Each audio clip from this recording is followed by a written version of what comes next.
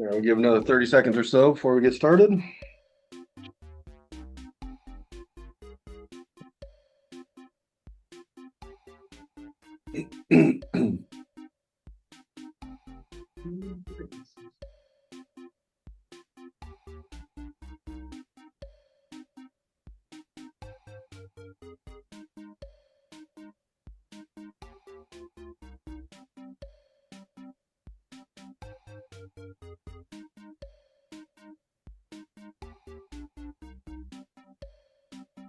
Yeah, stay rolling.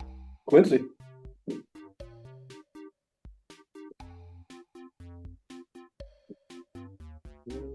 Autumn. Lillian. Alexandria. Astara. Caleb. McKenna. Addison Howard. Ben.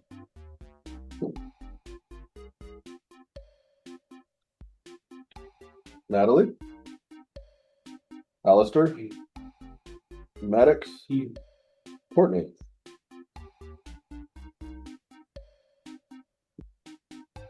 Jillian. Lexi. Alan. Emery. Annabella.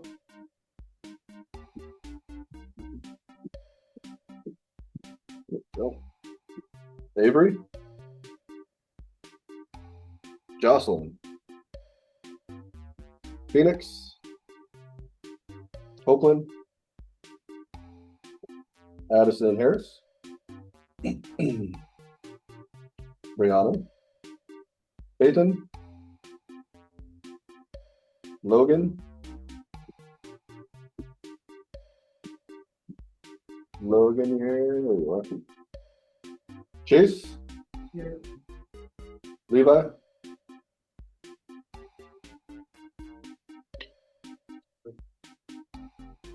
Aaron. Here. Sonny. Dylan. Dawson. Here. Miles. Bryce. Mullen. Tennyson. Next slide. Tennyson here. There we go. All right. Get started with Kahoot.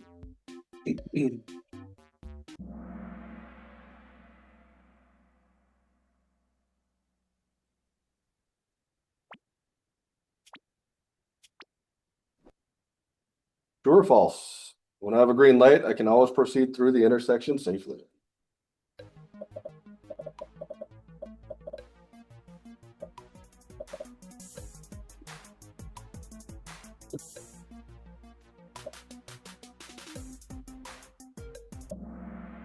So that is false. If you have a green light, you need to yield the right of way if you're turning left. If you're going straight, then you can, but if you're turning left, you have to yield the right of way for any oncoming traffic. True or false? About 2 seconds before reaching the intersection, I have reached the point of no return.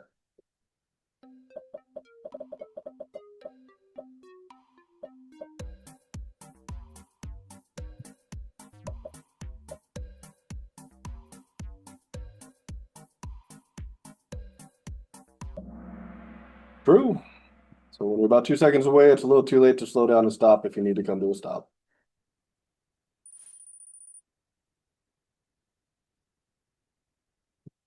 Which car has the right of way? Car to your right, the first car in an intersection, a lifted truck, a fire truck with lights and sirens.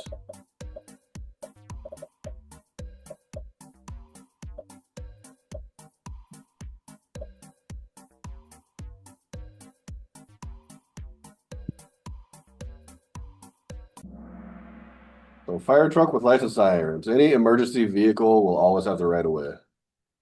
So if the lights and sirens are on, no matter who the right of way should be, it's going to be them.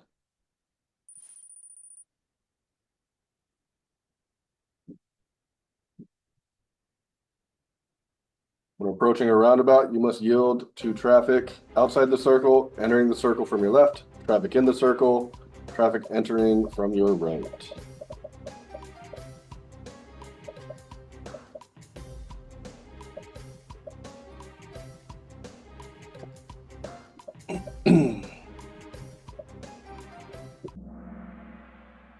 So traffic in the circle. So if they're already in the circle, that's who you're going to yield to.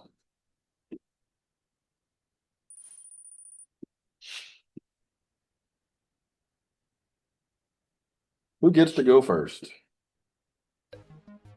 Red car, green car, they go at the same time. So this red car is stopped at the stop sign. Green car is not quite there yet.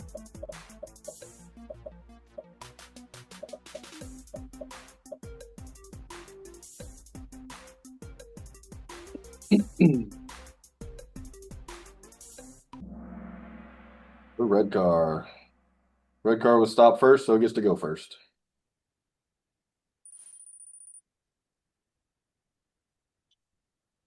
You may drive in a shared turn lane for how many feet? 350, 400, 300, or 250?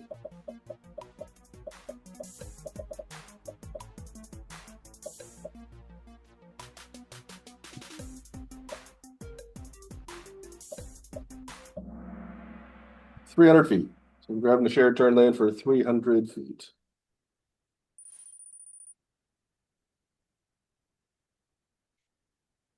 True or false? Uncontrolled intersections are the exact same as an always stop.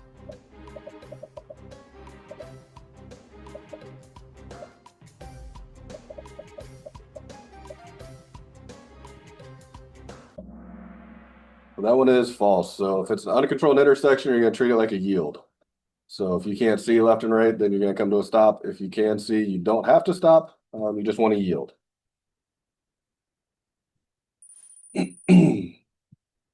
Remember that one because that will be on a test.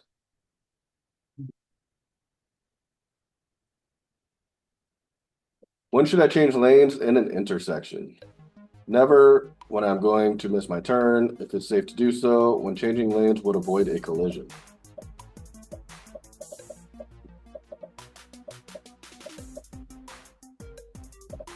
Little trickier.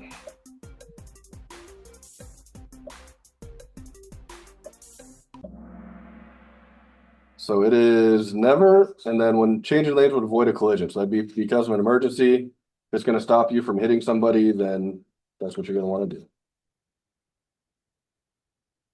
But try not to change lanes at an intersection unless you have to. You must not follow an emergency vehicle with lights and sirens on for how many feet? 250, 150, 500, or 50?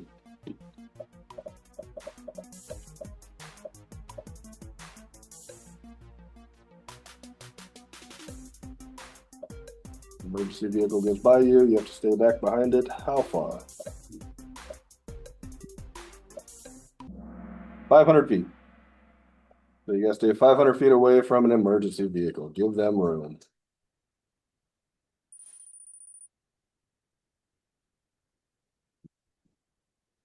The flashing red light should be treated as what? Stop sign, green light, use caution, or go when safe. You see a flashing red light.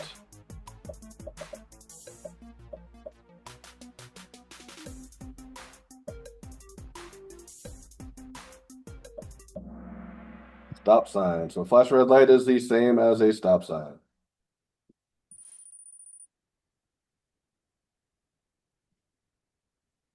A passive railroad crossing makes noise and flashes with arms that move down, doesn't get used as much as others, is no longer in service, keeps you alive no matter what. This picture here would be a passive railroad crossing.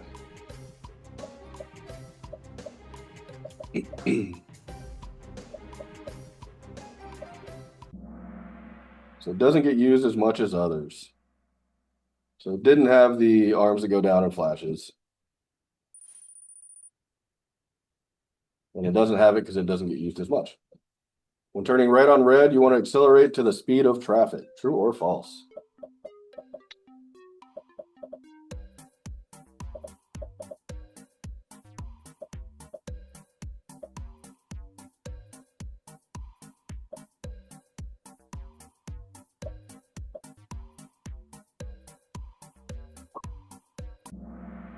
True. You want to go as fast as they are so that when you make your turn that they don't come up on you and rear end you. So make sure you're turning and accelerating to the speed of traffic. In this picture, who has the right of way? So this red car here is turning left, silver car is going straight. Silver, red, both need to yield to each other. Whoever's turning left. Who's got the right of way? That's a flashing yellow arrow. So that's hard to see.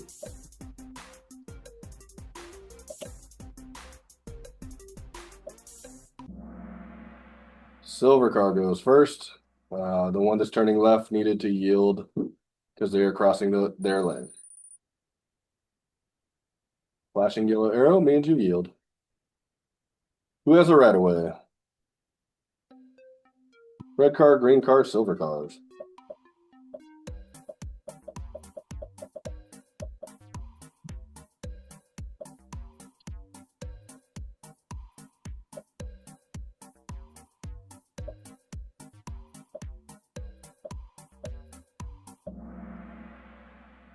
Green car, good job.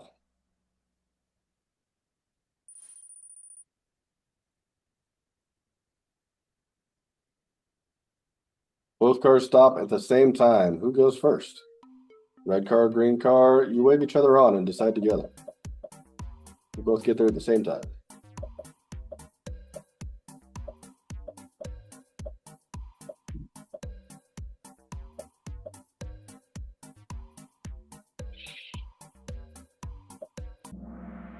Green car was on the right. So if you both get there same time, whoever's on the right gets to go first.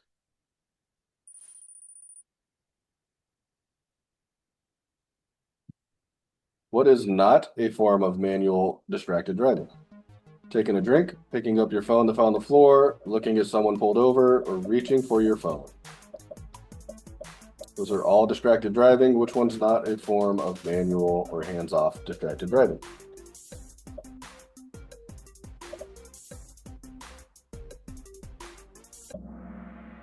Looking at someone pulled over. Good job. So all the other ones require you to take your hand off of the wheel.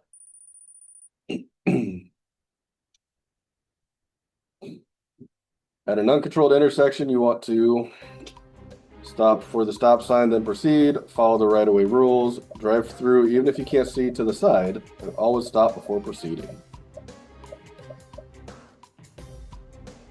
So it's not the red one. There's no stop sign if it's uncontrolled.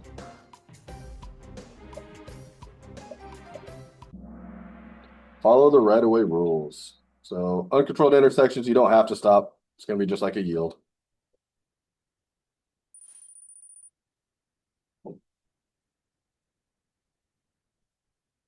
What does C stand for? Search, educate, empower. C, evaluate, execute. Search, evaluate, execute. Seems, endless, execute.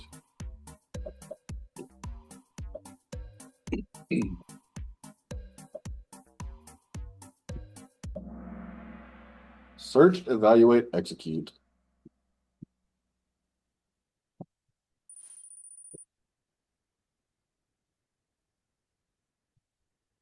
Two more. What percentage of collisions occur at intersections? 25, 50, 75, or 4?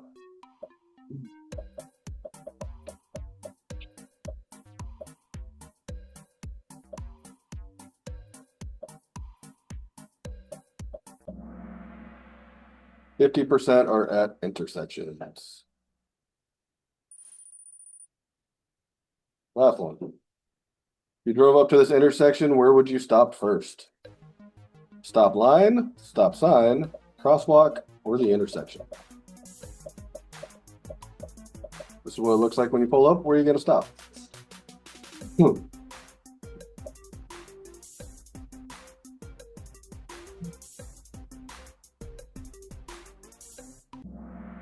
Stop line. There you go. Good job. So the stop line was the first thing that you see that you come up to. So that's where you want to stop first. Nice job.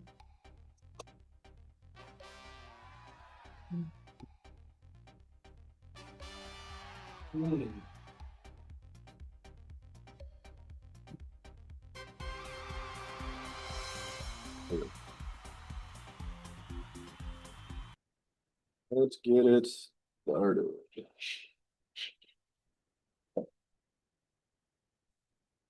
Okay, so today we're going to talk about vehicle speed and control. Vehicle speed and control. So what would you guys guess the top 3 factors in fatal collisions in Washington? Speed? Speed's one of them. DUI. DUI, so impairment. So impairment, speed, and what is the last factor in a fatal collision? Distracted. Yep. So you guys got all 3. So impairment, speed, and distracted driving. Those are the top 3 factors in fatal collisions. Washington. Good job, Bryce and Addison. So in fatal collisions, let's get this here.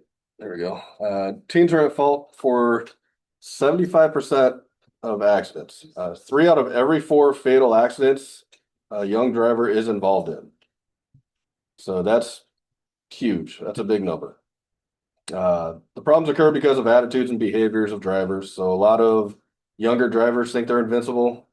They speed, do things they're not supposed to. They're distracted. Things like that. You know, it's all things in your power. So if we go through this, like the impairment part, so why do young drivers tend to drive impaired? Usually they haven't got taught the consequences yet, how it can actually affect your driving, and just being young and not knowing about it. And so that is going to be a big factor that goes into it. Plus, I mean, teenagers shouldn't be drinking anyways. It's illegal for them. And then you got like the speed. So young drivers tend to speed recklessly because they're impatient. Like I said, they have a sense of invincibility. Put someone into class. And then another statistic too is males are 2 times likely to get into speeding accidents over females. That's just the statistics of it. But your overall goal is to get to wherever your destination is as safe as you can, right? And these are all things that are in your power. You got distracted driving. The biggest one for distracted driving are the phones. But it doesn't have to be just phones. It could be, looking or daydreaming about stuff. It could be eating, drinking, any of that. But the biggest one is definitely going to be the phones. Everything's in your power. Why do you think these 3 things are prevalent among drivers 16 to 25? They're just newer drivers, right? And so just trying to learn. And that's part of driver's ed is trying to get all this information to you so you are aware. There's 3 S's in collision. You have too much speed, too little space, or insufficient situational awareness. So you're going too fast. That's going to be one of the big factors for a collision. There's not enough space, or you're following too close for too little space. This would be like people at tailgate, or they're just not providing enough space for where they're at. And then the situational awareness, insufficient situational awareness is just knowing what's going on around you and adjusting to your situation. But if you do these things, you'll likely, you're likely to prevent a collision if you don't do these things. But those are the 3 S's. We're going to watch a short video on each of them. So too much speed. This one here is someone who, I believe they stole a car and they're trying to get away from the cops. So they're obviously speeding. But this is just an example of too much speed.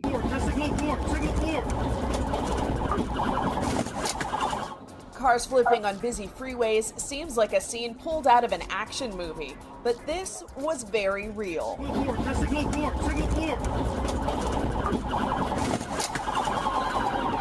4 teenagers and a 12-year-old allegedly stole an SUV. It ended in a high-speed chase, and the video from May 2021 was just released by Florida Highway Patrol. He got T-boned because of that. Fort Lauderdale police tried to pull the SUV over after they responded to an attempted burglary call. But the SUV kept driving, reportedly hitting a bicyclist named Michael Evans before getting on the freeway. Evans had neck and spine fractures, as well as staples in his head, according to a GoFundMe page set up by his sister. On the freeway, the SUV changed lanes trying to get away from the pursuing police and lost control, hitting the median, other vehicles, ultimately flipping over. Law enforcement moved in fast to take the suspects into custody. The 5 juveniles, who ranged in age from 12 to 16, were taken to a children's hospital, where 4 were treated for minor injuries and 1 was in serious condition. The identities of the minors have not been made public.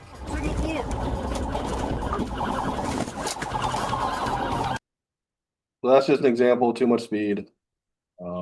Obviously hit the barrier and flipped over. And then the other car that I pointed out, just to get out of the way, was moving to the left and got T-boned. So it's a pretty bad accident for both of them. And then too little space, this will be like for tailgating. Tailgating danger caught on tape.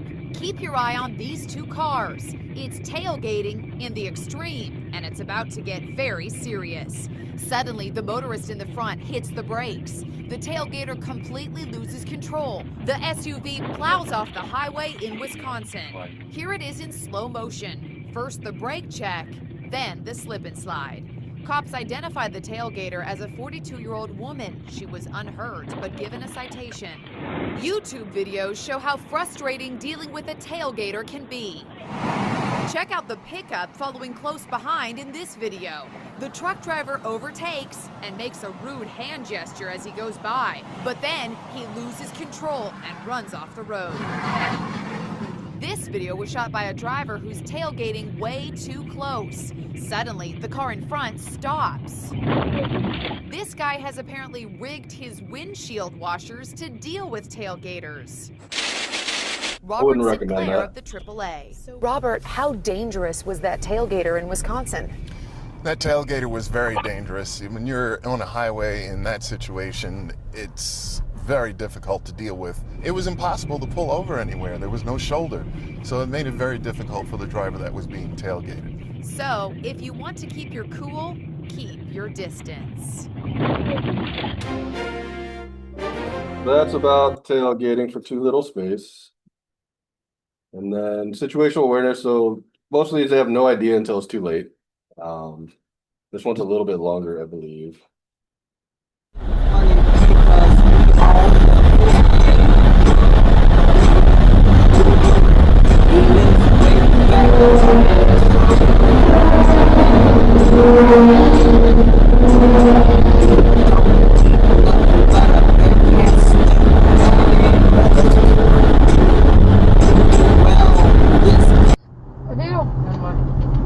Somali. Funny mama. Okay. Go with the big shoulders. Somali, they call it garba chicken. Garba chicken. Garba chicken. The person behind them wasn't wearing their stuff. You guys okay, my baby? Yeah.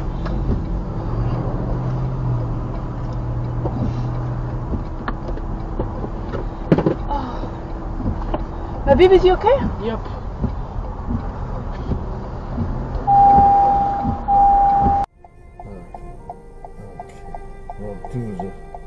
I have to be careful. I just don't want that to make a mess. What I'll do is oh, that's a good one.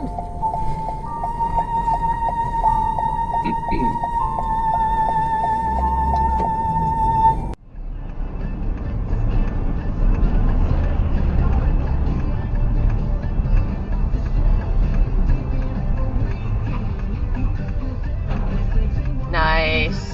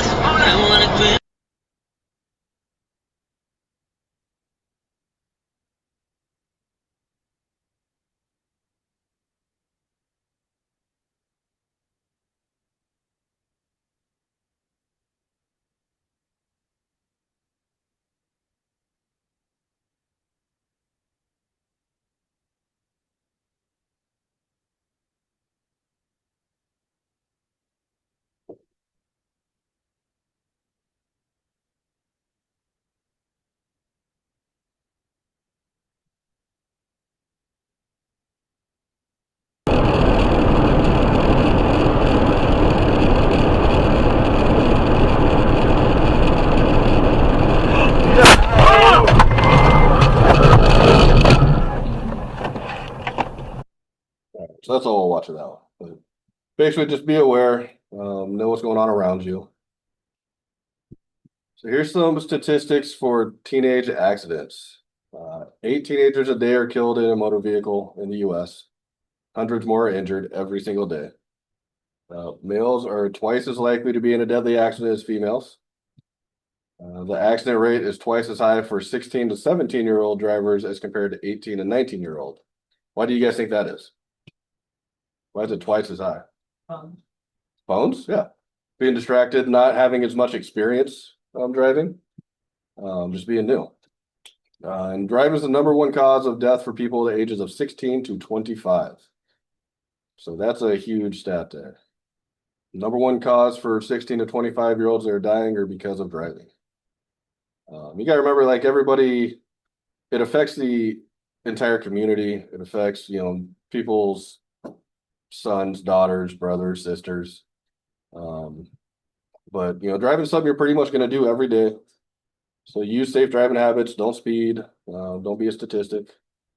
But big numbers here. Like I said, males are twice as likely to get into a deadly accident. 16, 17-year-olds are twice as high compared to 18, 19. And then driving is the #1 cause for deaths in people 16 to 25 years old.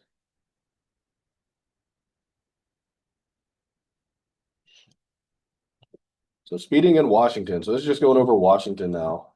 43% of all drivers aged 16 to 25 are involved in a fatal car accident. That were involved in a fatal car accident was because of speeding. So a little less than half of the fatal accidents for 16 to 25-year-olds are because of speeding. Like I said, this is just Washington State now, not for the US. About half of all speeding involved fatalities occurred Friday through Sunday. Why do you think it would be Friday through Sunday? It's the weekend, yeah. So it's going to be going somewhere you don't normally go during the week, whether it's school or work or whatever it is. Something's going to be a little bit different. 36% occur between the hours of 10 p.m. and 5 a.m. So generally at that time, it's going to be darker out, harder to see. Speed limits are designed for daylight hours and ideal conditions, so they might be a little too fast at nighttime. And then bars, yeah. So people are getting out of bars at that time. That's when there's going to be other drivers who are drinking and driving on the road. So that's where that'll come in too. Men are more likely to be speeding than women in fatal crashes. This is to say this is true in Washington State as well as the United States. It's just the stats of it. It's not, I don't know of an exact reason why that would be, but like I said, a lot of men are more likely to think they're invincible and try to get away with things. So speeding regulations. So you may not exceed the speed limit. If you do so, you may receive a citation, which is a ticket. You must also not drive faster than reasonable depending on the conditions. So that's going to be saying, like, if it's snowing out and the speed limit is 35, you're probably not going to want to go 35, right? You want to go a little slower. You want to go what's reasonable for the conditions.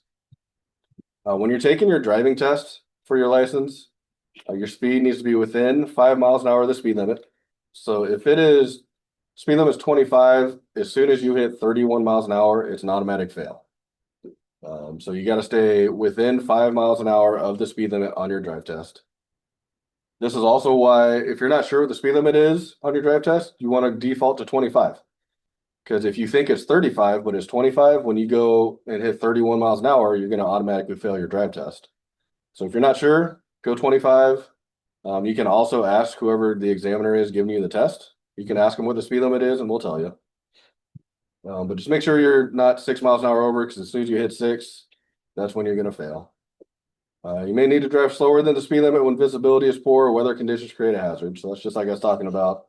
If it's snowing out, you might have to go a little slower.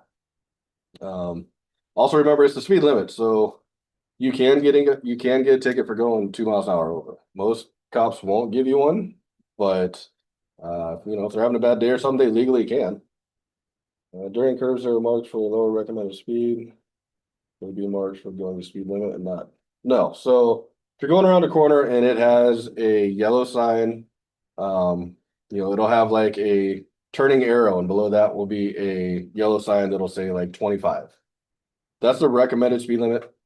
It's telling you the lower that number is, it's telling you how sharp that corner is going to be. So you need to go slower to take it. If the speed limit is 35 and it tells you 25, but you're going like 31, you're not gonna get marked down for it. The speed limit will still be 35, but what they're recommending is going to be the 25 or whatever that sign says. And so that's what I would do on your drive test. But you won't get any marked down any points if you're going over.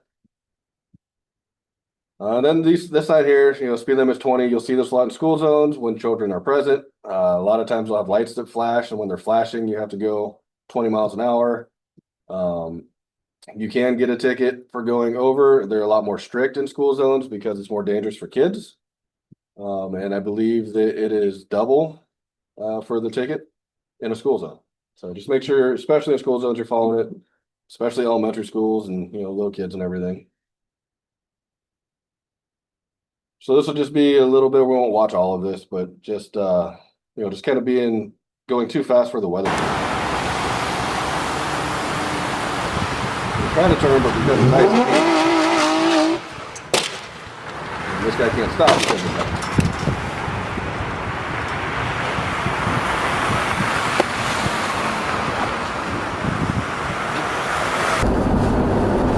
This guy's going to ditch. He's going to ditch. What's going on? That's probably a smarter move than hitting the car in front of you. You can't stop. You can push to the side. I would do that.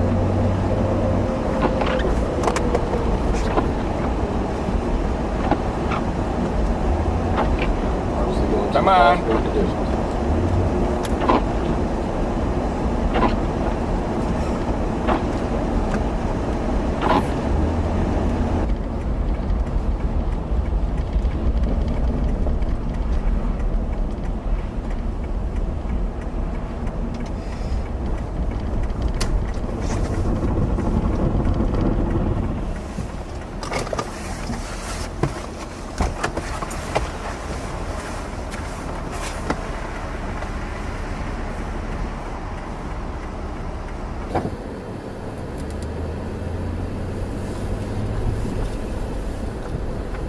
Watch it.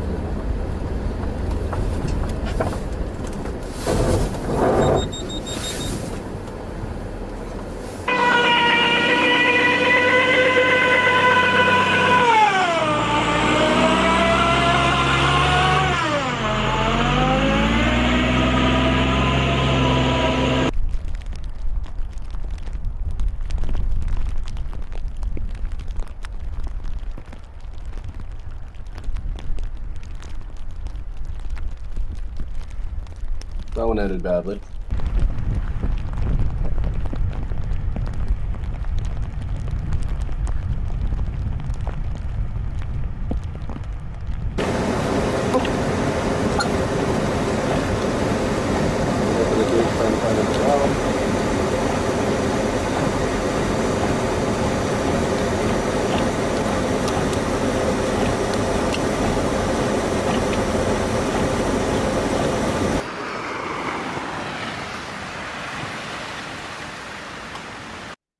All right. So all of those are like in the snow and ice. You also have to watch your speed. Like if it's really foggy out and you can't see very far in front of you, or if it's raining really bad, those are times that I would slow down. And just because the speed limit says it's 35, 40, I wouldn't go that fast. Whatever makes you more comfortable so you can see. If you end up going too slow, you can pull over and use the shoulder a little bit till you can get to the side. So the maximum speed limit in school zones. So 20 miles an hour in school zones unless it's otherwise posted. Every school zone around here is going to be 20. These are the lights I was talking about that flash if it's going to be during school hours. And then notice like these signs. So the signs, it's really weird because there's two people telling you it's a school zone. If there's only one person on this sign and not two, it's telling you there's a crosswalk there.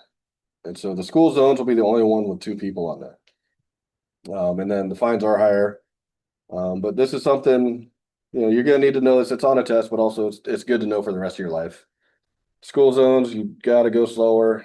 Pay attention for the kids. And even if it's like all the weekends, kids are at the school playing, just using the fields they have there. They're walking or riding their bike, crossing the street. But, bikes could be on the street, not crossing where they should, and school buses and stuff. So just because it's not flashing and it's a weekend, you still got to pay attention going around schools. Like I said, kids do go there to play on the toys and stuff on the weekends.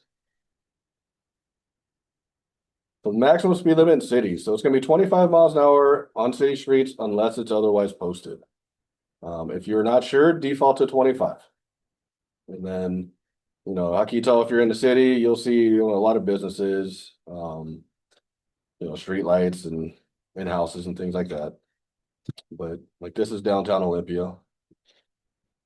But just make sure, like I said, especially on your drive test, default to 25. If you don't know, ask, and then we can go from there. But if you don't ever see a sign and you're not sure, just go 25. And then county roads. So 50 miles an hour on a county road unless it's otherwise posted. Should you default to 50 if you don't see a speed limit sign?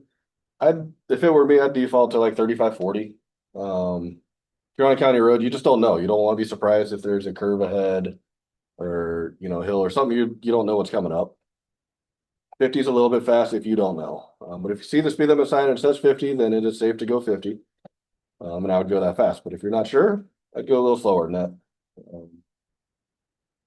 But then, unless it's otherwise posted, that's going to be your maximum limit for county roads. And then highways and interstates. So 60 miles an hour on highways. And so our highways in Washington are going to have this silhouette of George Washington here with the number of what highway it is. That is what our state has decided to use. Interstates, just like I-5 and freeways, it's going to be whatever's posted. Some places, like if you go in Oregon, it's 55. You go around here, it's 70. You go up north a bit more and it's going to be 60. Just whatever's posted is what it's going to be on an interstate. Any questions on any of those? All right. So driving slower than the speed limit. If a line of cars forms behind you, when it's safe to do so, pull off to the road, let them by. If you're on a 2-lane road, and 2-lane is meaning one lane in your direction, 1 lane in the opposite direction. When passing is unsafe, if 5 or more vehicles are behind you, you're required by law to pull over. So you need to pull over, stop, allow them to go, and then continue. This is red on here because you want to write that down. But if you're on a 2-lane road, 5 or more cars are behind you, you're required by law to pull over and let them by.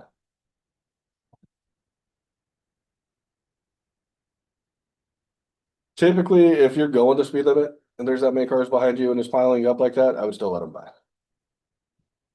In zones properly indicated by signs, drivers of slow-moving vehicles may drive onto the shoulder of the roadway to allow faster vehicles to pass. This can only be done driving on the shoulder. There'll be signs that tell you slower vehicles will have to use the shoulder to let other cars by. But typically, if you're driving, like I said, if you're going the speed limit and you have 5 or more cars that are behind you, you should find a place to get off to the side, pull over, let them by, and then get back on. All right.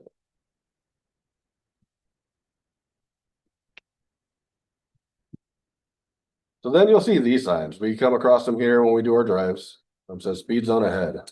So you want to be on the lookout for them, but it's basically telling you that the speed limit's going to change to a lower speed limit, not a higher speed limit. So if we're going down 12th Street here and it's 35, you'll see a sign that says speed zone ahead, and then a little bit farther down the road, it's going to be 25. We'll see this on like the country drive. If we go back roads down to Kalama, it'll be 40 miles an hour. It'll say speed zone ahead, and it'll drop down to 35. Anywhere you see a sign that says speed zone ahead, it's telling you it's going to be a slower speed ahead, not faster.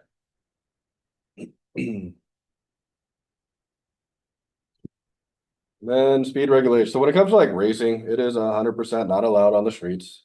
It's super dangerous, not just for you, but you're putting yourself at risk. You're putting other people at risk.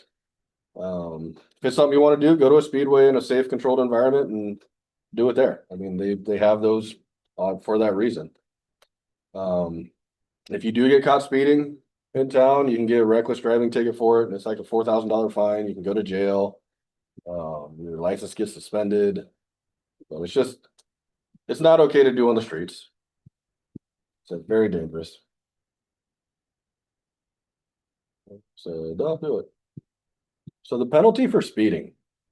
So these numbers could be a little off. This is the newest rates that I could find. But if you're going 40 miles an hour or less, it's going to be a higher fine than if you're going 40 miles an hour or more. Sorry, when the speed limit is 40 miles an hour or more. The speed limit is 40 miles an hour or less. Let's say the speed limit is 25 and you're going 15 miles an hour over. So you're going 40 miles an hour. It is a $166 ticket. But now if we're at speed limit's over, so say we're on the freeway and the speed limit's 70 and we still do 15 miles an hour over. So we're going 85, it's a $156 ticket. So not much of a difference, but still, I mean, it's still a lot of money. The reason that it's going to be different is if you're going 40 miles an hour in a 25, you are 60% over the speed limit. So you are more than half of the speed limit on top of it. If you are on the freeway and you're going 85 and a 70, so it's still 15 miles an hour, it's only 21% over the speed limit. So that's the reason it's more if the speed limit is less, is the ratio is going to be higher than it would be if it was higher, the higher speed limit. Does that make sense? Yeah. So then going over the insurance too, when you get speeding tickets, your insurance will go up. It is possible to not get any speeding tickets. But the tickets do get reported to your insurance company. You become a higher risk for the insurance company, so they'll charge you more. And then tickets will also stay on your record for 3 years. So let's just say if you're going off here, if you have no violations, the premium is going to be how much you pay in a year. So you're paying $1,200 for insurance for a year, which is $100 a month. So if you get one ticket, it's going to go up 18%. So now your premium's $1,416. You're going to pay $118 a month. And in 3 years, you'll end up paying $648 more. Let's say you get 3 tickets, it goes up 53%. So you're now, instead of paying $1,200 a year, you're going to pay $1,836. You're now going to pay $153 a month instead of $100. And over 3 years, it's almost $2,000 that you pay more just because you got speeding tickets. Nothing else changed. And like I said, it's on your record for 3 years, but it's, I don't know, $2,000. It's a lot of money, $1,908. It's a good down payment on a car, and then instead of doing that, you're just giving it to the insurance company because you got tickets. So speed's something that can kill you, and if you're in an accident, and it can affect your wallet. So just be aware of that as well. Your insurance will go up as you get tickets because you're a higher risk. Reckless driving. So has anybody heard the phrase wanton and willful disregard? So basically, wanton and willful disregard of persons or property is it's defined as not caring about other people while you're driving. So weaving in and out of traffic, excessive speeding, running away from the cops, things along those lines. But if you have reckless driving because you're racing or you're going so fast over the speed limit, it is up to the police officer's discretion if it's reckless or not. The fines go up to $5,000. And at a bare minimum, your license will get suspended for at least 30 days. So no matter what, if you get a reckless ticket, you lose your license for 30 days at a bare minimum. Most of the time it's more than that, but at a minimum it's 30 days, and then you have to pay fines up to $5,000. So don't speed recklessly, don't get a reckless ticket. You can go to jail for it too. So just be aware of all of that.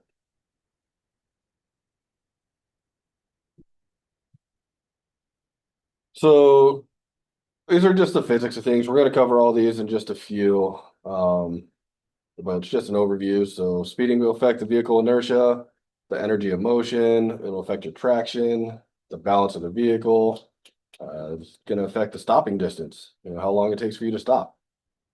Vehicle impacts, if you were to hit something, whether it's another car or a building or a tree, any of that. And then driver perception time. So that just means how long it'll take for you to realize that you need to make a correction. That you need to slow down, hit the brakes, you need to turn the wheel. But the faster you're going, the less perception time you have because the vehicle's moving that much faster, right? So vehicle inertia. So objects that are at rest tend to stay at rest. An object that's in motion tends to stay in motion. We're moving on here. But this is about vehicle inertia. So we'll watch this real quick.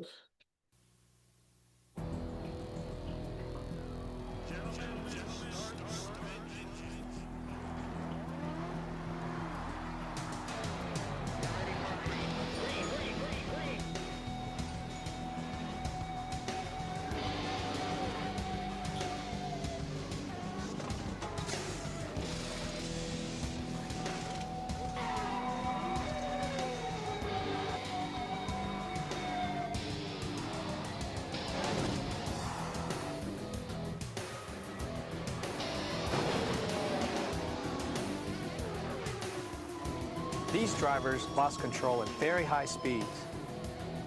The result was tragic for one driver and fortunate for the others. But why? What made the difference between walking away and being carried away? The answer can be found in some of the most basic laws of the physical universe.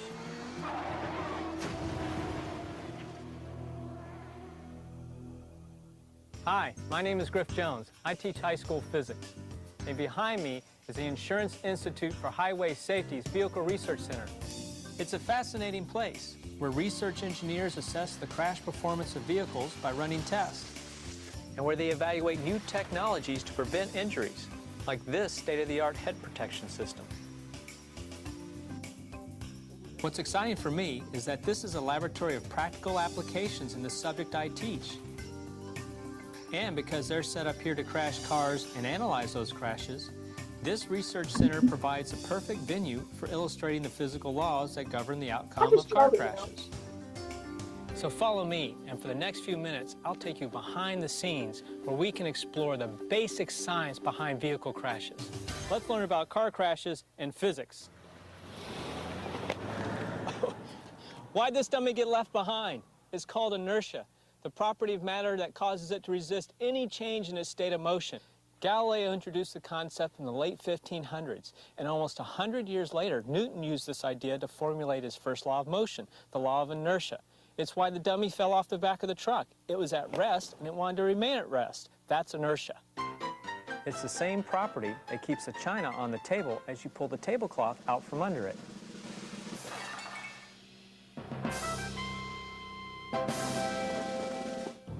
Now what about a body in motion? Am I a body in motion?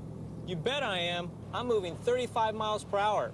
But from one perspective, it may not look like I'm moving at all, because in relationship to the passenger compartment, my position isn't changing.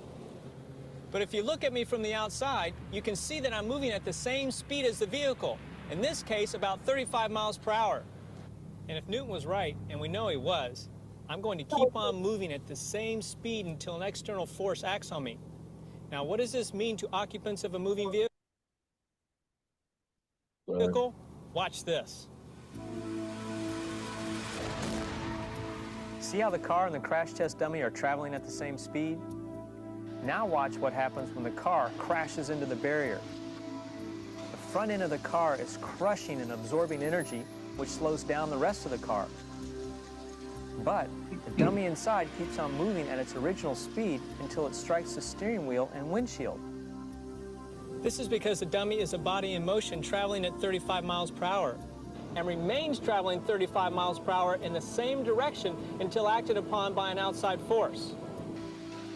In this case, it's the impact with the steering wheel and windshield that applies the force that overcomes the dummy's inertia. Inertia is one reason that seatbelts are so important. Inertia is one reason that you want to be tied to the vehicle during a crash.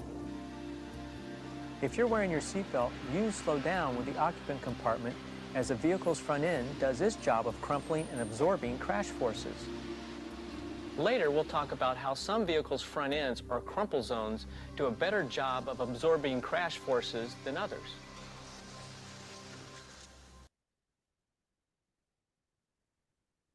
All right. So basically, the big takeaway is when you look at your speed, like let's say you're going 45 miles an hour, it's easy to think that the car is going 45 miles an hour, but you are also traveling at the same speed as the car. Um, any damage that can happen to the car can happen to you as well. And so your body's going to want to keep traveling at the same speed that you're at when the car comes to a sudden stop. So that's what the inertia is. We'll take a break before we continue until 7. Let's see. We'll go 7:20. So break until 7:20.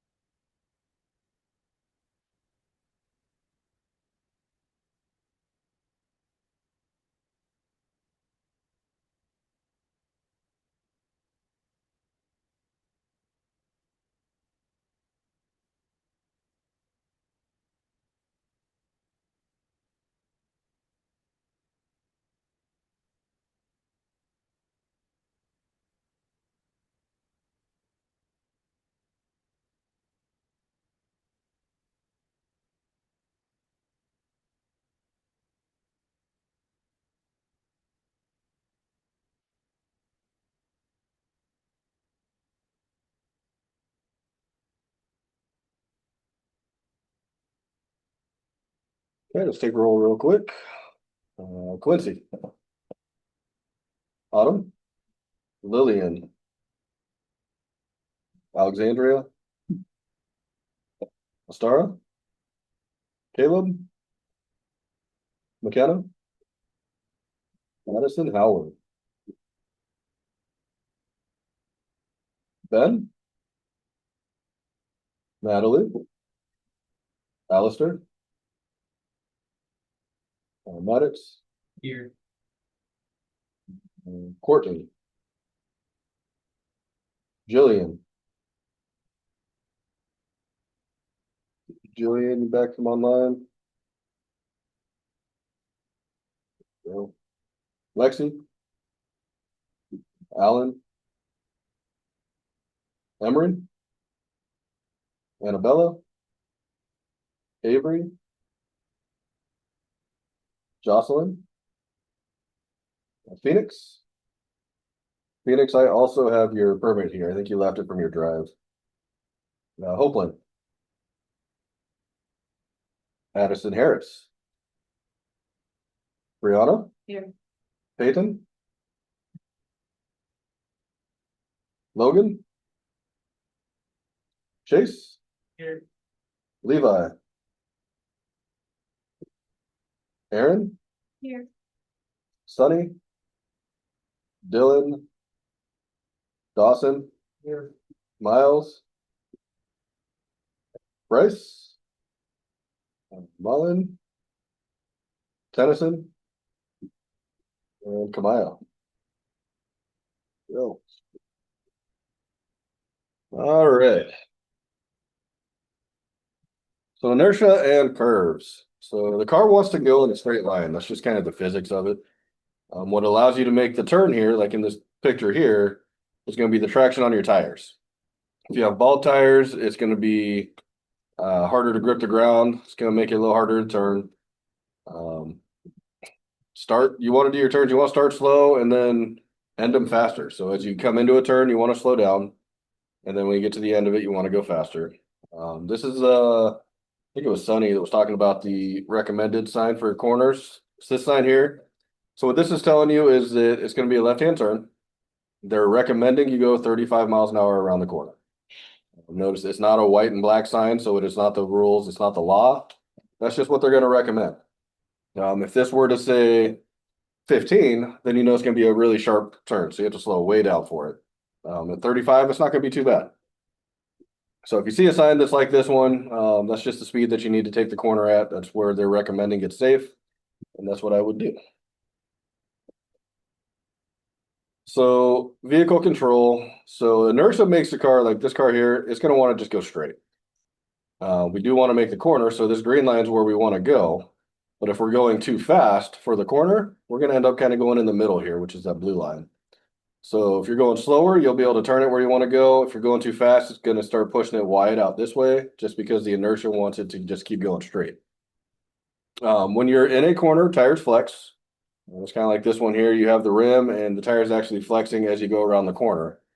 If the tires are underinflated, so not enough air in it, the contact with the rim may be lost and air will escape between the tire and the rim as well.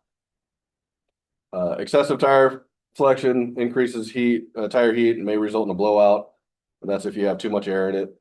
So you just want to make sure you have the correct air in your tires. And then also for your corners, like I said, if you're going too fast, you're going to kind of end up a little off of the road there. So you want to make sure you take them at the recommended speed.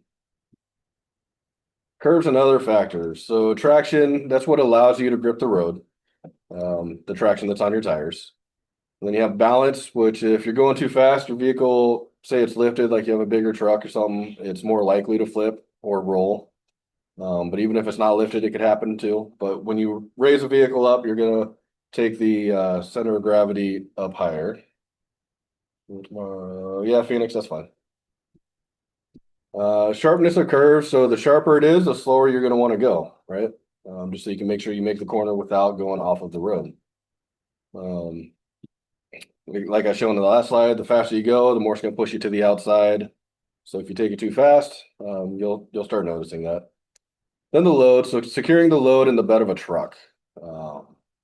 That is something like I've been on the freeway before, had a car or a truck in front of me that didn't have a mattress tied down, and the whole mattress came off of the truck with the wind and onto the freeway. Luckily for me, it just when it got on the freeway, it went to the side, like it kind of glided over to the side of the road. But you do have to make sure that if you have anything in the bed of a truck, that it is secure. Weather conditions, so rain, snow, ice, you'll want to go slower, right? It's just going to be harder to see, and the traction won't be as good on your tires. And then condition and shape of the road. So that just means like potholes, if there's gravel on the road. If it's a new road that's fresh, you'll need to go slower until the traction comes back. This is just other factors that'll play into it. If you see a sign like this one here, this one's telling you for 4 miles, it's going to be a windy road. So just expect it to kind of go back and forth for the next 4 miles. So tires and traction. So friction is a force that acts between materials as they move past each other. An example of this is friction will be like if you put your hands together and you rub them, it creates heat, right? It's creating the heat because of the friction between your two palms. But that's how your brakes work. So you have a rotor that spins with your wheel, and your pads are pushing against it and against that rotor to slow you down. When that's happening, it's going to create a lot of heat. The faster that you're going and the more pressure you have to put onto it, the hotter it's going to get. So traction, it's a form of friction that allows your tires to grip the road. Bad traction would be like if you're driving over water like this guy, or if there's leaves on the ground or gravel or anything that's not like a dry road. And then tread, groove surfaces on the tire that provide traction. So there's different types of tires that we'll talk about in a little bit, but this is going to be just the actual grooves you see on the tire itself.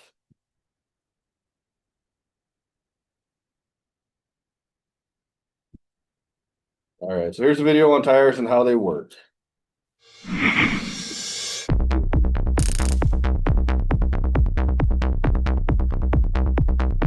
Now, I could do a half an hour on this subject alone and put us all to sleep. But instead, I want to touch on 4 high points about tires that I think you can keep on your mind as you go shopping for them. First thing to know is the big concept, which is your tire isn't this big blob of rubber. There's a lot of engineering going in here, a structure that is built to operate a certain way, not just hold air.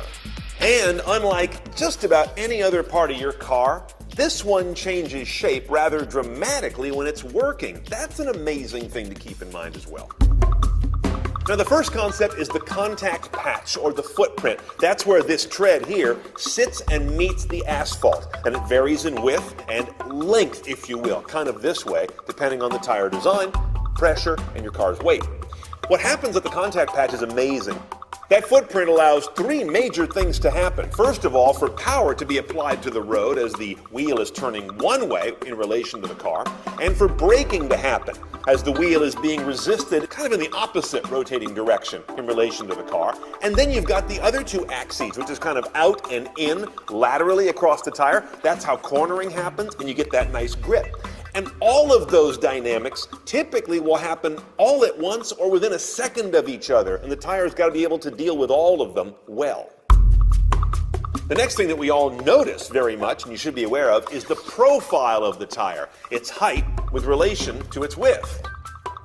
Now, we love our low-profile tires. They look great on almost any kind of car. It's been a big trend the last few decades to get this sidewall lower in relation to the width of this tread.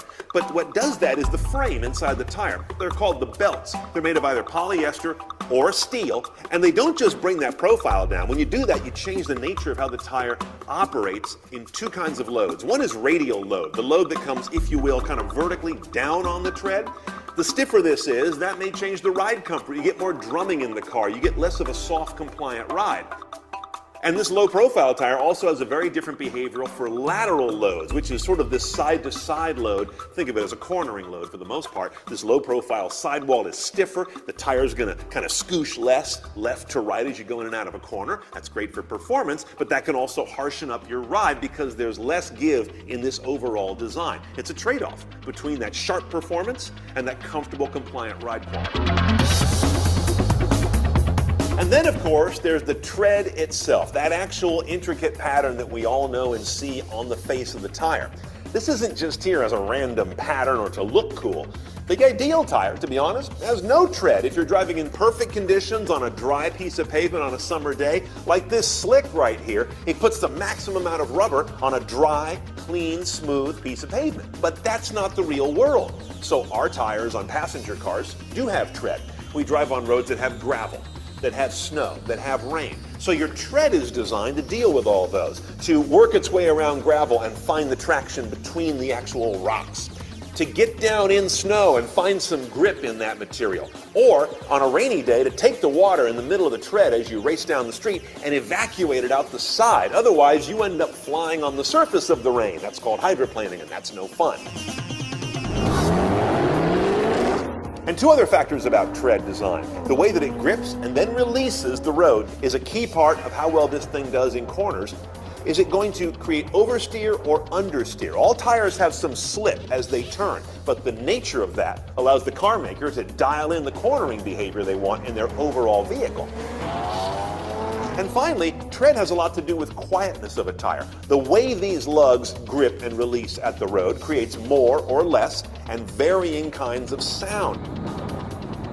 That's where all the road noise you hear from tires comes from, and that's a big deal on luxury cars in a different way than on sports cars. The last thing I want to bring to your attention is rolling resistance. What it takes for this tire to roll down the road varies dramatically by its design.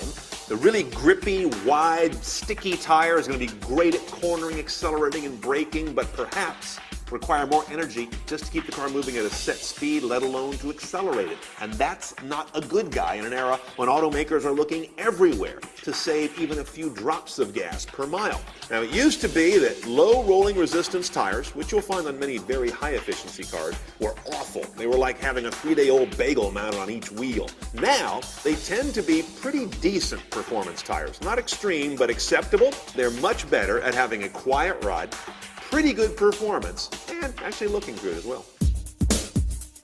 Oh, by the way, if you want to know what all this stuff on the side of the tire means, it calls out much of the technology within it, and we did a separate piece on this a little while ago about how to read your sidewalls. It's important for the tires you've got, but especially for the ones you're considering buying.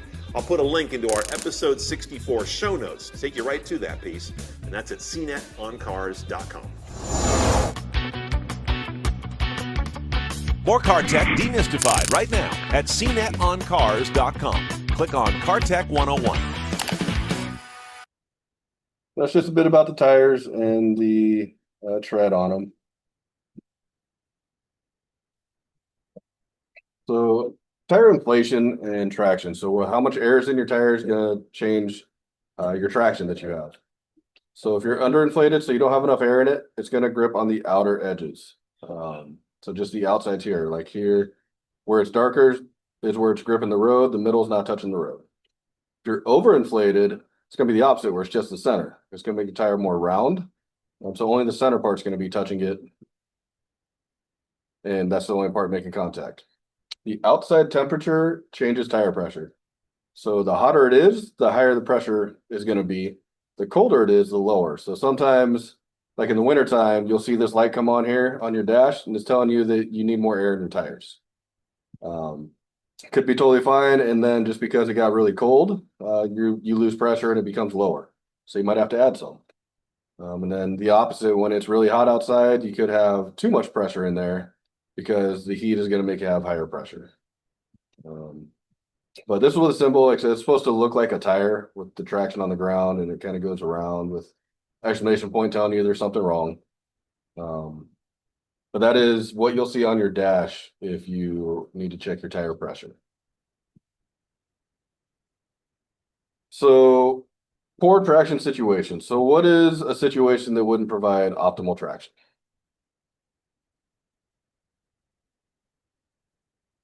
Icy roads, yep. Icy roads, you're not going to get very good traction. Snow, obviously, gravel, rain, dirt, mud, all of those. Those are all examples of, just situations where you're not going to get really good traction. So there's 3 different types of tires. You can see there's similarities in all all of them, but the all season and the snow ones are going to be the closest as far as similarities go.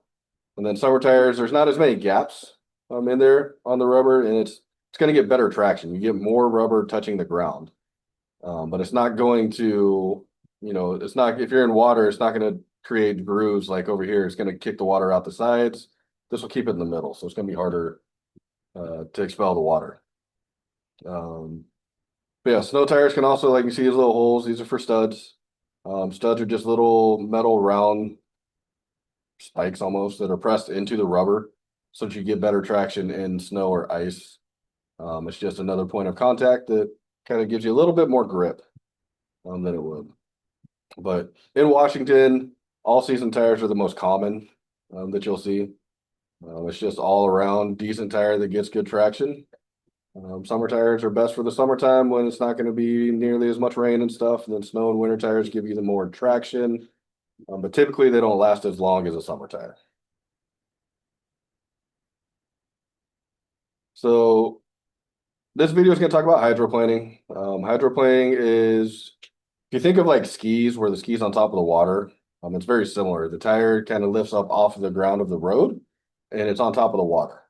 It's not fun. It can be scary, especially the first time when it happens to you and you're not really expecting it. But it sits where the car tire sits on top of the water. So this will explain it a little bit. I headed over to the Consumer Reports Auto Test Track to dive into the subject of hydroplaning. Ryan Pisilkowski, technician here at the test track. Yes, how are you? So what do we got going on here? This is our hydroplaning facility where we test tires for hydroplaning resistance. What was that all about? That's hydroplaning. You want to try it? Before we go for a ride, Ryan takes me to the tire test lab. How does this tire hydroplane? What's happening is as you drive through a puddle of water, these grooves are evacuating water out from underneath so that you stay in contact with the road. When you hydroplane, the tire actually lifts up on top of the water. So you can imagine now you have these grooves. What happens when they go away? And you've lost a lot of all-weather performance. It's just like skimming across the water at the beach, except it's no fun when you're on the road. In fact, it can be really dangerous. To experience hydroplaning up close, first testers have to get the track ready. This looks like a road, but it's actually a shallow pool. It takes the technicians hours to pour 700 gallons of water onto the track. All right, this is going to be exciting, right? No. You're driving. You're driving. I'm driving this? Yes, you're doing this. All right, let's do it. I don't think I've ever done anything like this. So the first run, we're not going to hydroplane. We're going to go through about 45 miles per hour. All right, let's do it. Follow that little curved line. Perfect. There we go. You got it. We did. No hydroplaning. All right, so let's go faster. This should be a full hydroplane. Okay, 55 miles an hour. Let's do this. Whoa. Starting to feel. Luckily, nothing dramatic. The car just essentially pushes straight, even though you're trying to turn to the left. The car just felt like it wasn't in control. Yeah, we were floating on water there. That was a full hydroplane situation. Oh, man. Unfortunately, there's not a lot you can do. You're kind of there for the ride now. Most people experience hydroplaning for the first time without a trained professional by their side. Luckily, I have Ryan here to talk me through my experience. What we tell people is to keep firm grip on the wheel, no sudden movements, lift off the throttle, and wait till you regain grip again. That was a little scary. So you notice how as we get back onto dry asphalt, you have your wheels turned. Now all of a sudden we have grip and the car lurches to the left, which is why you don't want to turn, is because when you do come out of that water, the car might radically go to the left when you're least expecting it. There might be a car next to you. You might put other people's lives in danger. Now what about braking? Stepping on the brakes isn't really going to help you too much because you are now skimming across the surface. Now we're really gonna go for it. Run number 3, 65 miles an hour. Just like hitting that scary patch of water in the fast lane of the freeway. Here we go, Ryan. Whoa! Yep. Whew. Let's look at the eye in the sky. At 45 miles an hour, like on my first run, when you turn the wheel to the left, the car veers to the left. But at 65 miles an hour, if you try turning the wheel the same way, nothing happens. The car keeps going straight. That's hydroplaning. I can never get used to it. I don't know how you do it. It's an unnerving feeling. You know, the average driver, the first time they experience that, it's frightening. It's really frightening. Ryan's final piece of advice: avoid hydroplaning altogether by reducing your speed when it rains and avoiding patches of standing water if at all possible. Then, the only skimming across water you'll do is safely at the beach. Well, sort of. Oof, that's gotta hurt. All right, so that's hydroplaning. One of the big takeaways is you don't want to turn the steering wheel. You want to try to hold it straight. Because when you turn the wheel, the car's still going to go straight and it's not going to move the direction you're turning. But once you get back on dry ground or where you're not hydroplaning anymore, if your wheels are turned, the car's going to dart in that direction. So it's best just to try to keep it straight till it's over with. So if it feels like your tires have lost traction with the surface of the road, you should ease your foot off the gas pedal. So you don't want to hit the brake, you just want to take your foot off of the gas pedal. Now keep the steering wheel straight. Only try to turn if it's an emergency. If you must turn, do it slowly or your vehicle could skid by the time you get the traction back. Do not try to stop or turn until your tires are gripping the road again. So this happens on the freeway. I've had it happen quite a few times. And just when it happens, you just let off the gas and then it won't take long. It doesn't last a long time. You'll get traction back and you'll just be able to continue on. This will happen if you have, you see standing water on the freeway or just on the ground. As you go through it, the faster you go, the worse it's going to be for hydroplane. So like you saw in the video there, the first run he did at 45 had the most traction, but as soon as he gained 10 miles an hour, he started losing traction. So that's about the hydroplaning. The tire rotations. So this is done to increase the life of the tires. Should be done when recommended by a tire manufacturer or every 5,000 miles. The tread wears different at different rates depending on where they're at on your vehicle. But if you buy your tires, say you get it like Les Schwab or TNT here in town, both of them will allow you to bring your tires in for tire rotations and not charge you. If you bought the tires from them, they'll do it for free. Sometimes they'll do it even if you didn't buy the tires from them, but they'll rotate your tires free. And your tires will last longer. So you won't have to get them, won't have to buy them so often. Tires are not cheap.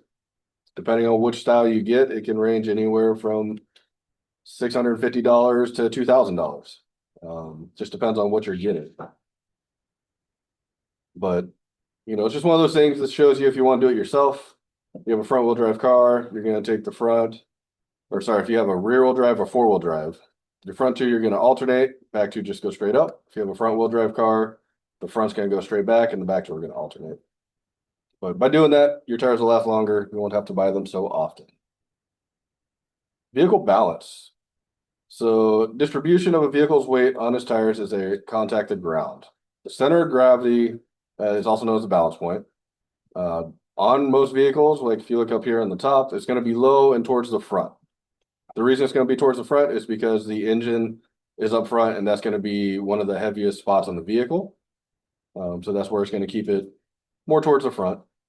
The higher it is, like in here, the taller the vehicle is, the less stable it is. Because you're raising the center of gravity up, it can tip a lot easier.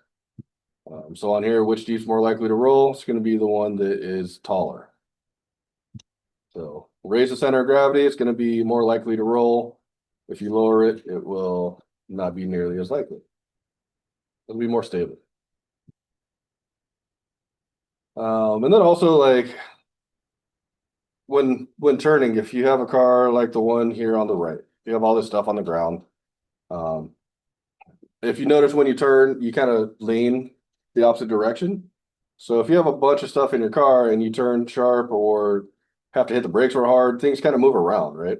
In an emergency, it could make it hard because you could have like this soda can here, it could move in the turn, you could end up getting under your brake pedal. So when you try to push the brake, you won't be able to actually push it down all the way.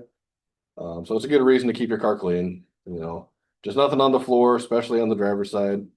If you have like a purse or something like that, you probably want to put it in the back seat. Definitely not on the floor of the driver's side in case something were to happen. Sometimes emergency happens, like I said, you have to hit the brakes real hard just so you don't hit somebody and whatever's on the ground is going to start moving. But then like this picture on the left, it happens with people too. So if you are turning a car and they're constantly kind of leaning, then you might want to slow down a little bit in the corners. It's a good indicator for that. And then I'm talking about the securing your load. So this is just the back of pickup trucks. You gotta make sure that everything is secure. Here's a quick video on that. Any type of material that escapes from your vehicle is litter, often dangerous litter. Even a piece of plastic or cardboard is a potential hazard. A safe and secure load starts with a safe and secure vehicle.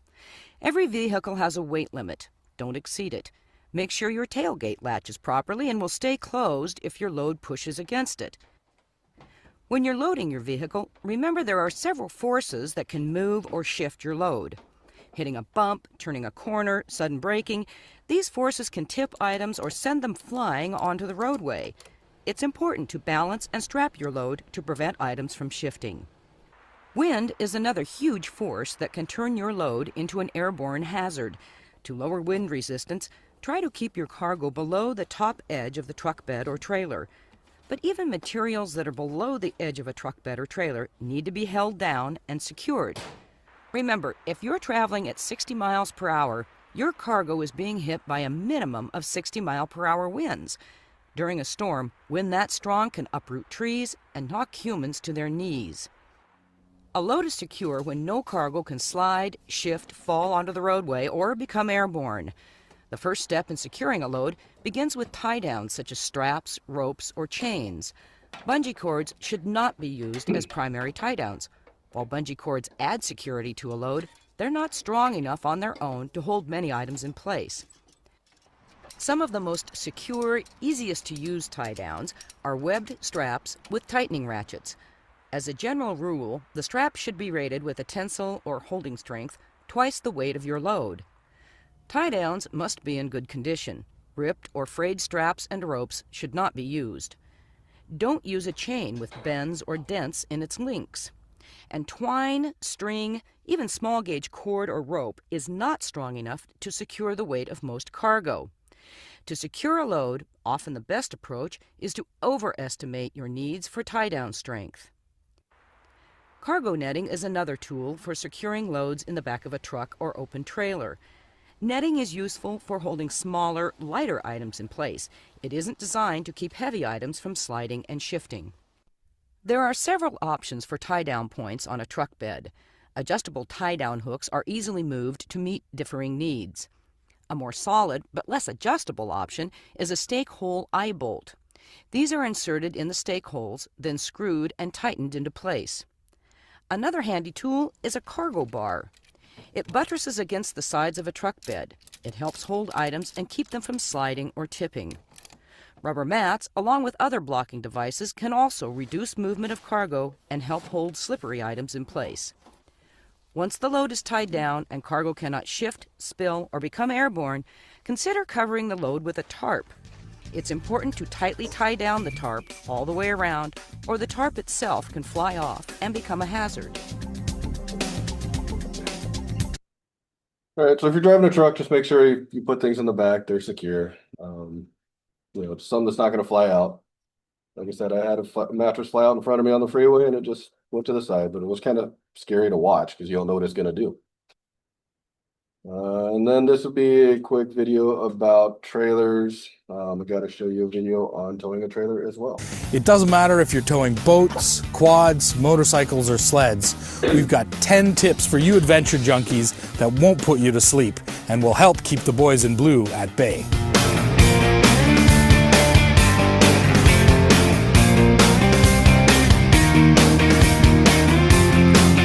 If you're using only 1, 2, or even 3 straps to hold your vehicle to your trailer, you're doing it wrong. According to our sources, your vehicle needs 4 anchor points. That's a lot of time, but if you want to stay within the law, that's the rule. And no matter what type of vehicle you ride, never forget your handbrake.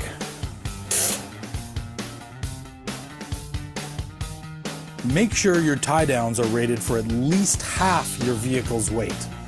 This ensures that if 2 break, you'll still be covered by the other 2. One of the things that seems obvious, but we often forget, is to check all of the lights and connections before and during our trip. These little plastic lenses and bulbs inside them are all that tell other drivers what we're going to do next.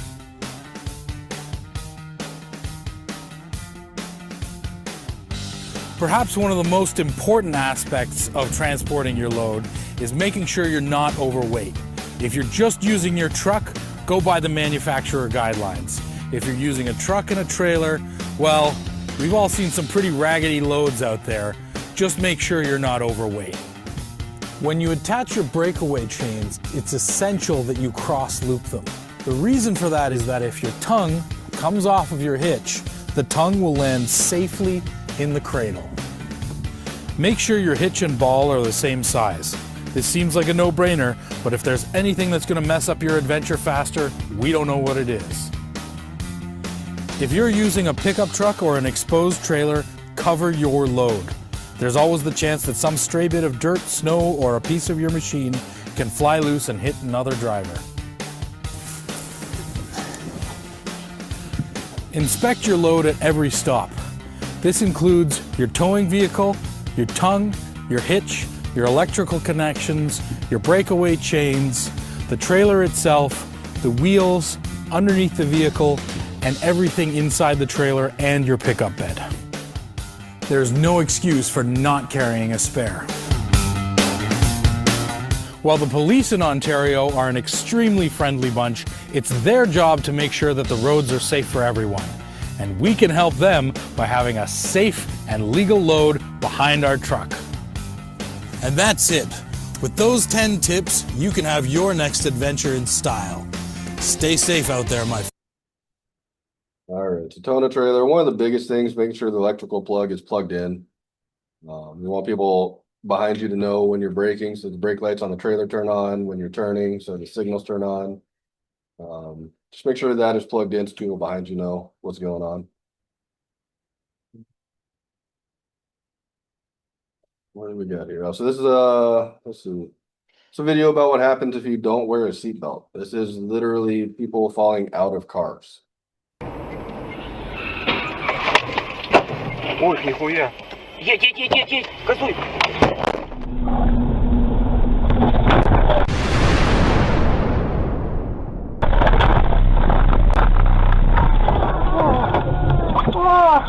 Иди, Абдулла. बिल्कुल ठीक है क्या हुआ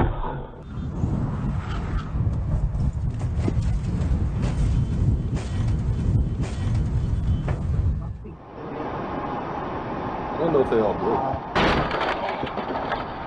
That one?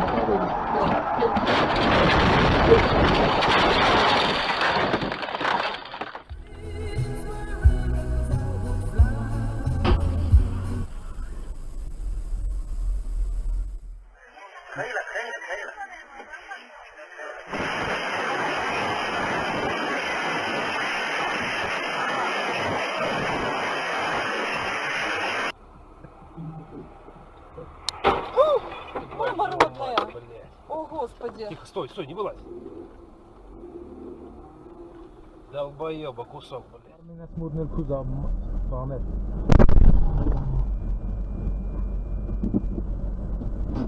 Well, that's just someone not paying attention.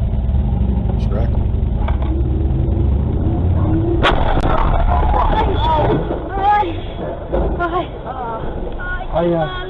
Are you okay? No. О, блядь! Ебануться! Нихера себе!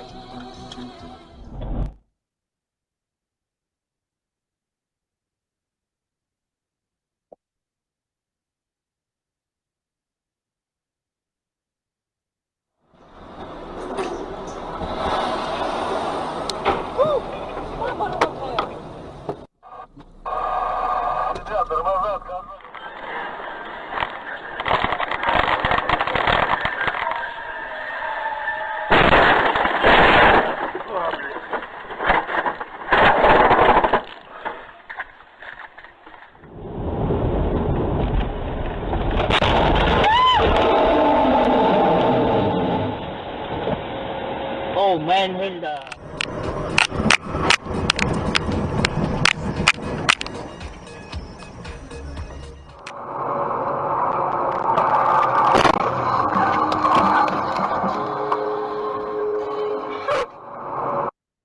All right, so just remember, if you're going 60 miles an hour, or if the car's going 60, you are as well.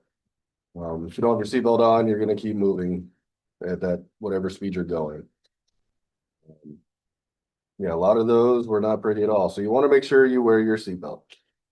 The driver is responsible for all passengers under 16. So if anybody in your car is under 16 not wearing a seatbelt, the driver gets the ticket. Passengers older than 16 can get their own ticket.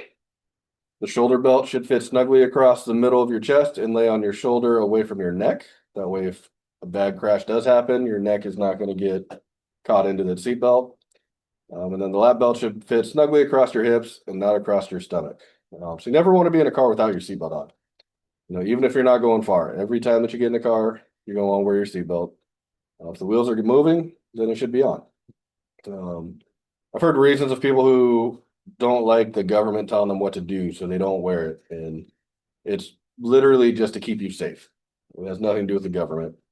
It's not political at all, but it's just one of those things. If you have a passenger in your car and they're not wearing a seatbelt, then you just don't drive. If they don't want to, you either kick them out or they put their seatbelt on, really. But it is a $127 fine if you do not have your seatbelt on in Washington State. So you must have it on when you are driving. Riding an open truck bed. So do not ride in the bed of a truck. It's the most dangerous spot you can be sitting. You don't have any protection if there is a collision. There's not even a seat. It is legal to ride in the bed of a truck when all of the seatbelts are taken, and you have to be at least 16 years old. I would recommend not doing it at all. I'd say it's one of the most dangerous places you can be. There's just no protection. So even a minor accident, you can get tossed out of the bed. It doesn't take very much. If you have to, I would say take 2 trips to get everyone there. But that is my personal take on it. It is legal if all the seatbelts are taken, but I would say not to do it.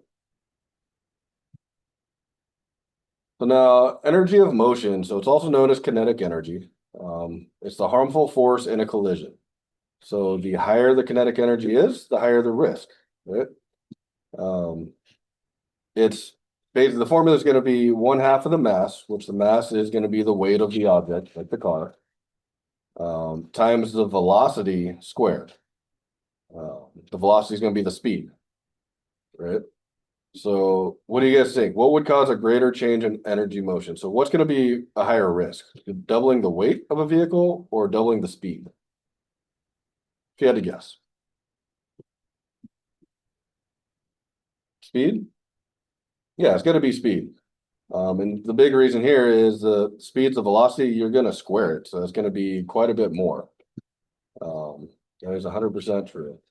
So like in this little example here, say we have a 2,000-pound car and we're going 30 miles an hour. So you're going to take half of the weight, which is 1,000, and you're going to square the speed. So that's 900. So the kinetic energy going 30 miles an hour is 900,000. Now, if the only thing you change is the speed, you're going 60, so you're going to double it. It's going to be 1,000 is going to be half the weight. 3,600 is going to be what 60 is squared. You're now 4 times as much, so 3,600,000. So you double the speed, but it's 4 times as much of the kinetic energy. So it's going to be quite a bit more. So the risk of death and injury increases substantially as speed increases, because the amount of energy generated increases exponentially as a result. So example, if you crash into a wall at 80 miles an hour, it's going to be 4 times as much kinetic energy as if you crash into that same wall at 40 miles an hour. So now just remember, vulnerable road users are especially at risk. So research has shown bicyclists and pedestrians, if they're hit by a vehicle going 40 miles an hour, they have an 85% chance of being killed. At 20 miles an hour, it's only 5. So this is where the term, speed kills 100% applies. Make sure you write this red part down. That is going to come up later. But if you're going 40 miles an hour or more, bicyclists and pedestrians have an 85% chance of dying. Going 20 miles an hour, only 5% for dying.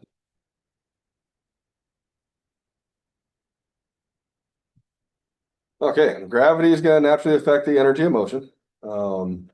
It's always acting on your car. So it's going to affect, if you drive uphill, it's going to try to slow your car down, right? Because gravity's trying to pull it backwards. So you're going to need to speed up, put your foot on the gas more to maintain the speed. If you're going downhill, it's going to try to speed you up. And so this is where you take your foot off of the gas, and you might have to slow down a little bit. I can go back real quick. It's going to be 5%. So 85% if you're going 40 miles an hour or more, and 5% if it's only 20 miles an hour or less. Huge jump. Huge difference. You're welcome. All right. So on a long downhill stretch, you want to shift to a lower gear so it's not just on your brakes and wearing your brakes down and getting real hot. The only time that I think around here that you'd want to do it where it's going to be that long is like going over the pass. You know, you're just going to go like in this situation, if you're an automatic and you have park, reverse, neutral, and drive, you're just going to go down here. These are the actual gears. So like if you're in first gear, it's not going to allow your car to go into second. It's just going to stay in first. You go to second, you'll use first and second, but not go above that. So if you're going down a hill that's pretty long, I'd probably go down to the 3. If you're in a stick shift or a manual, then go from 5th gear down to 4th gear. And that's just going to help save your brake pads and your transmission. So how do we decrease our energy of motion? How do we do this? Brakes, exactly. Use the brakes. Nice job. Don't be afraid to use them to slow down. I mean, that's why they're there. You need to slow down, you hit the brakes, right?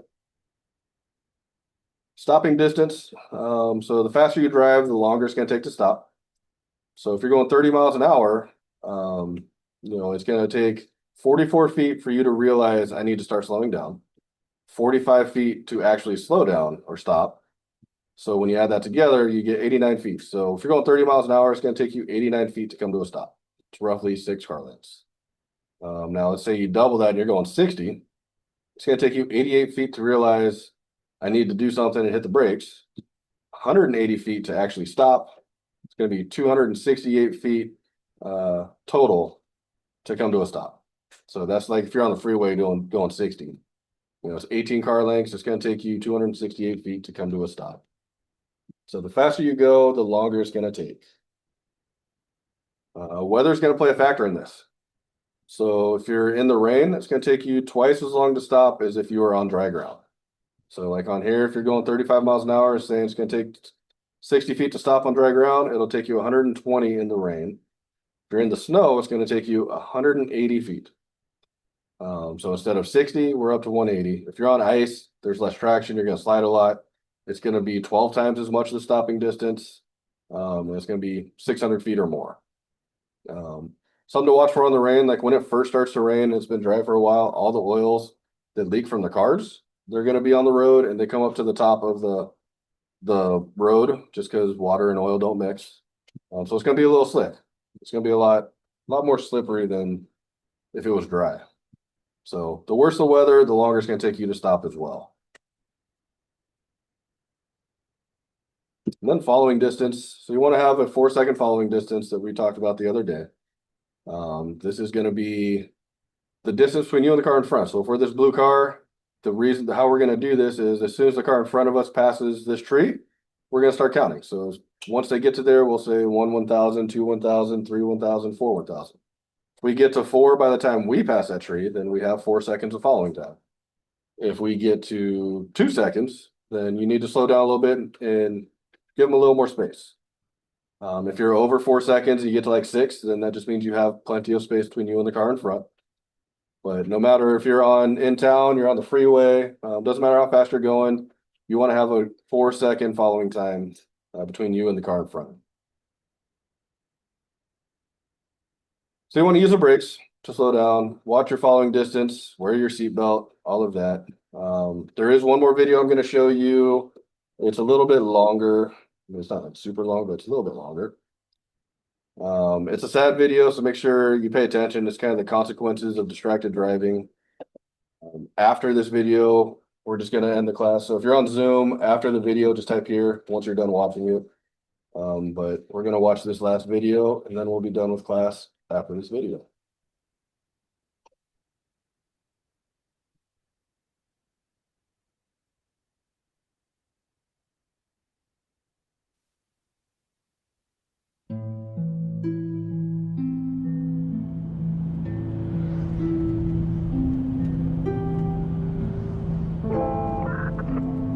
name's Grant Hendricks. I'm a trooper with the Missouri State Highway Patrol. I'm at the site of Mariah West's accident. Mariah's vehicle traveled across this median and ended in striking the bridge that you can see behind me. When I got to the scene, her face was disfigured from sliding down the roadway. It's funny, the first thing I noticed about her was her shoes. Lying in the roadway in a large pool of blood, I noticed her shoes and I thought, this is a young girl. That's the first thing I thought when I saw this. And at that point is when I noticed her cap and gown was still in her car. She was going to graduate the next day. It was just a really horrific scene. All because of a senseless text message.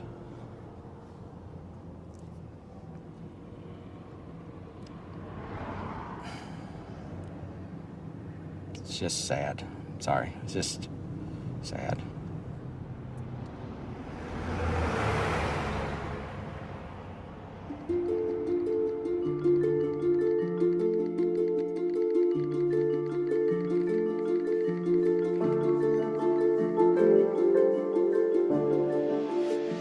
Ashley would text hundreds of messages every day. That was the way we kept in touch.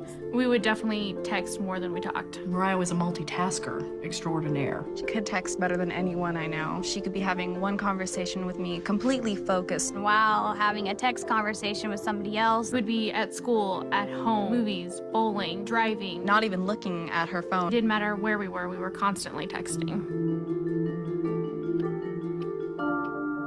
This is my sister. She was looking at my message that I had just sent her. When she looked up, she had clipped the median on the left-hand side of the road.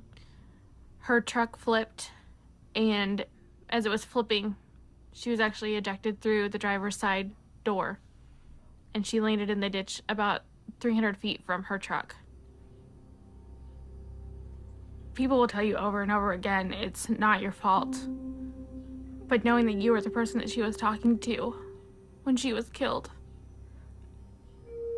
Just knowing, having a highway patrol officer write in a report that a text message sent at 12:05 is the reason that she is dead is not something that will ever go away.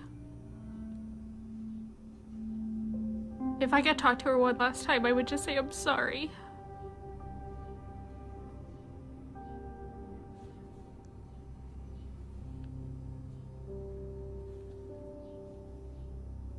This is her cell phone that she used in the accident. 4 little letters. That's what killed her.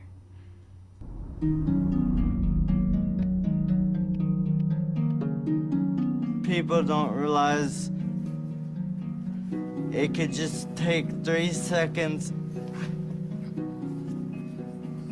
I was going to the movies and the car just went directly into a tree and it was a direct collision. I was the passenger.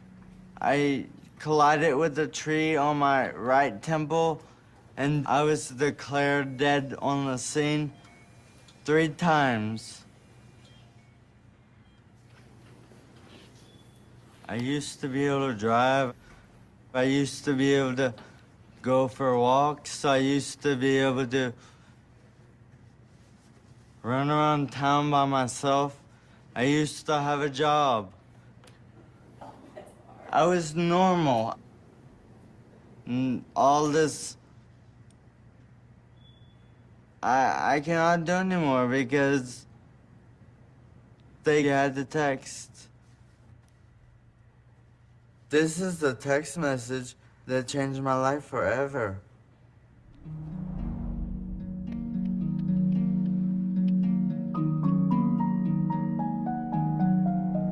The day before her graduation, my daughter drove to go meet a boy, and she never made it. Today, she would have been 19 years old, exactly. Mariah never wanted a minute to go by that she wasn't doing something. She wanted to do everything all at one time with friends and family and just having a good time. That's what she loved. Friends would tell me from school that, you know, the best part of the day at school was Mariah coming down the hall because she'd stop to give everyone a hug.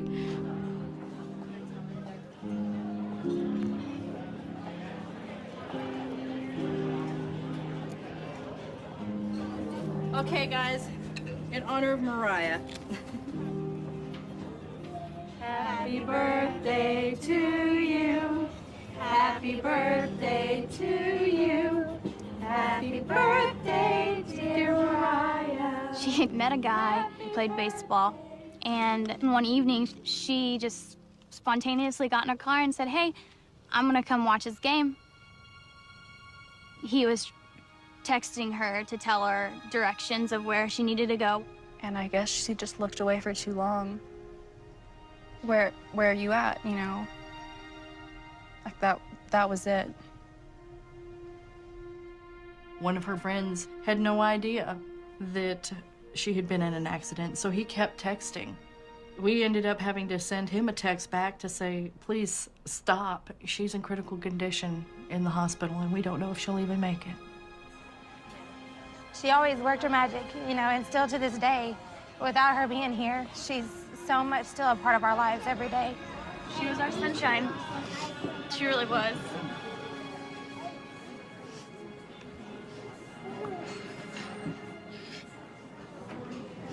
She was. It's a simple text message. Where are you at? 3 simple words. She paid the ultimate price for her actions. I've had to do this more than once. Mariah is not the only victim that I've dealt with. And it never gets any easier. And it won't get any easier. What is worth losing your life over? That text message?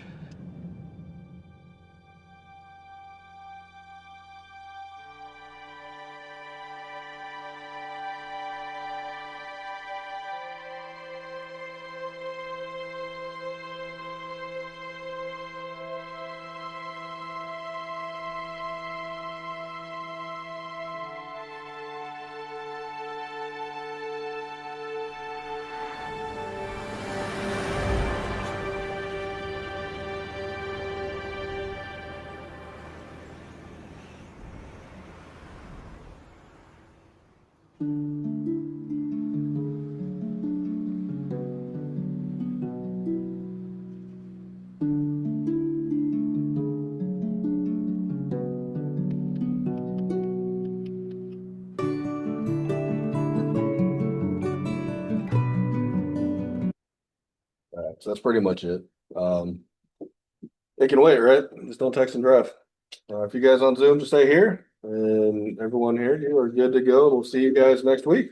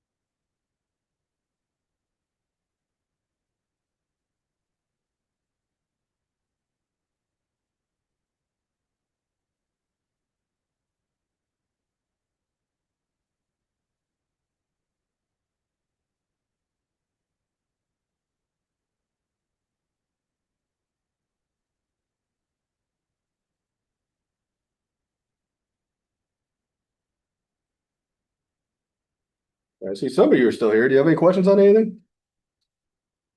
Let me know before I leave.